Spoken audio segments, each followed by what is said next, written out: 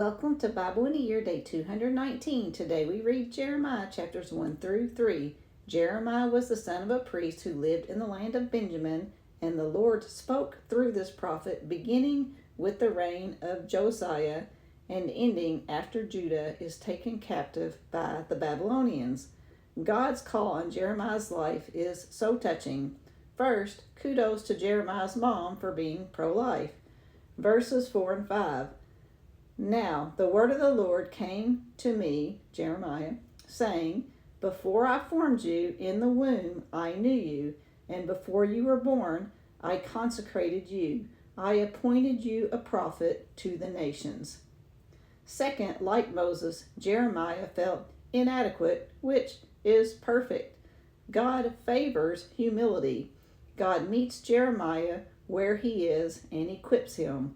Verses 6 through 10. Then I said, Ah, Lord God, behold, I do not know how to speak, for I am only a youth. But the Lord said to me, Do not say, I am only a youth, for to all to whom I send you, you shall go, and whatever I command you, you shall speak. Do not be afraid of them, for I am with you to deliver you, declares the Lord.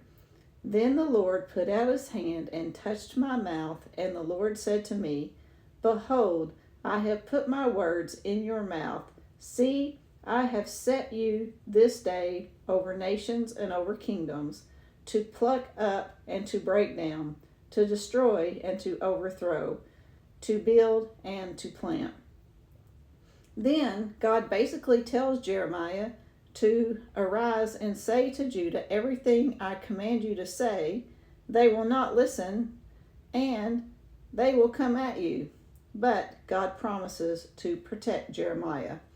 In chapter 2, God has Jeremiah remind Judah of how far they have fallen and informs them in verse 17. Have you not brought this upon yourself by forsaking the Lord your God when he led you in the way? And in verse 19, know and see that it is evil and bitter for you to forsake the Lord your God. The fear of me is not in you, declares the Lord God of hosts. God points out that they only temporarily turn away from their idols and to him in times of trouble. Verses 27 and 28.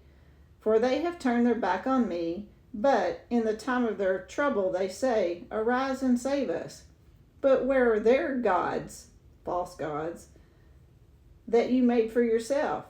Let them arise if they can save you in this time of trouble.